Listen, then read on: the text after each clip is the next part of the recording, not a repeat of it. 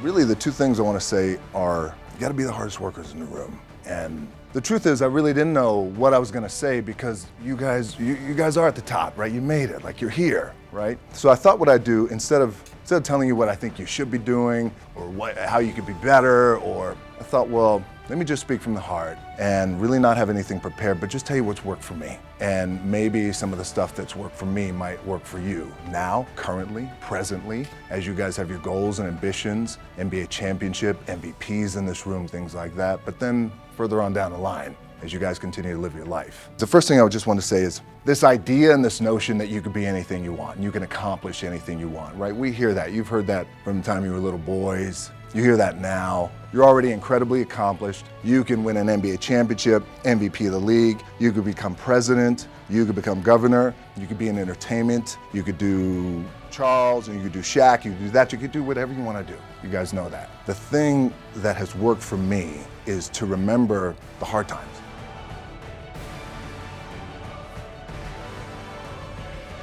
The game of life is incredibly challenging, and you're going to go through extreme highs and extreme lows, no question about it. You're not going to be able to be a successful individual without failing. There's no way you're going to be able to get to the top of wherever you want to be without going through struggles or trials or tribulations throughout your life. You're going to have to work hard for every single thing that you earn, because nothing is given in this life, and everything you do, you're going to have to earn and work for it. Everyone has the same amount of time in each and every single day. They all have 24 hours, but it's all about how you use them. If you use them the right way and use as many of them as you can, then you'll become successful so much faster, because you know how much time you've put into this and how much more time you have than everybody else to achieve your goals, and your timeline will be pushed up significantly. Instead of giving 10 minutes here and there, wake up an hour and a half early every single day and focus on your goals. That way, when things get hard, you'll have something to focus on and be able to pull yourself up out of the hard situation. When everything is going against you, you have one thing working for you,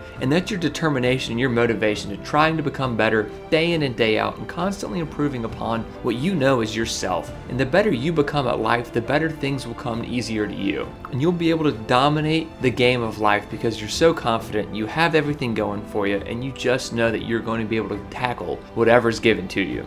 The Thanksgiving of 1987, and we were in Bethlehem. Well, that year was a crazy year. I was 15 years old. It was in 1987, and we were evicted out of Hawaii, kicked off the island in the state of Hawaii. Had to move to Nashville, Tennessee. Things went sideways in Nashville, Tennessee for us. Once we were forced out of Nashville, Tennessee, this is for a story much later down the road, over much more terramana on what happened in Nashville. Then we moved to Bethlehem, Pennsylvania, of all places, the great steel town of Bethlehem, Pennsylvania.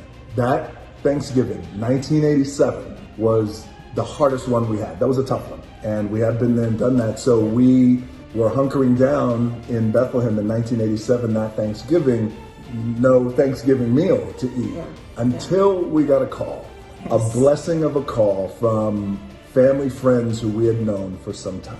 And they happened to call us probably at like 4 or 5 in the afternoon and said, "Hey, what are you guys doing for Thanksgiving? Do you want to come over?"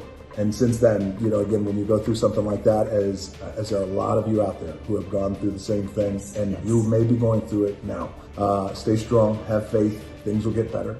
You can't hold it in. You got to talk about it. I went through it when I was 14, 15. On a teenage level, it's a whole other level of emotion and hormone and everything that they're going through. And the weight of the world is on teenagers' shoulders. I'm happy that this dialogue has kind of started over the past week. And because open dialogue, period, when it comes to mental health, especially when it comes to teenagers, but especially when it comes to guys, it is, for me, my job that, when you, as an audience member, you spend your hard-earned dollars, it's not falling out of the sky, right? You got to earn it, come to a movie theater. It's my job to make sure that you leave the movie theater happy and feeling good. Now, there's beautiful movies out there where the endings aren't happy endings, and I can appreciate them. I just feel like for what the audience has expected from me over the years is, I got your back, I'm going to make you feel good. You may cry in the movie, you may get angry. However, at the end of the movie, when the credits roll, you're going to be happy. Other than my relationship at home with my family, it's the most important relationship You know, as we all go through this, and we all go through this, our own process of grieving and regret and all these things and emotions that we go through. And again, it's the cycle of life, and it's beautiful, it's painful, it's amazing, it's incredible, it's all these things. And I will tell you this, that in this process, I had a very complicated relationship with my dad. And it was really, there was a foundation of tough love with my father, and wasn't a big I love you guy. And as complicated as it was, what gave me great satisfaction at the funeral was to see he was a great friend to so many guys. Challenged father, but a great friend to so many people. So he went quick. There wasn't a lot of suffering. It's good to explore these feelings, feeling a little guilty, and I didn't get a chance to say the things that I wanted to say, or I wish he would have said the things to me. Father, now as a father of 3 daughters, the important critical things that anchor us that I didn't get from him. And it's okay to explore those feelings, but it's also very important to heal, to make sure that we come back to an anchoring foundation of gratitude. Thank you all so much for watching this video. If you haven't already, please go ahead and like the video, subscribe to the channel, and let us know what you thought down in the comment section below.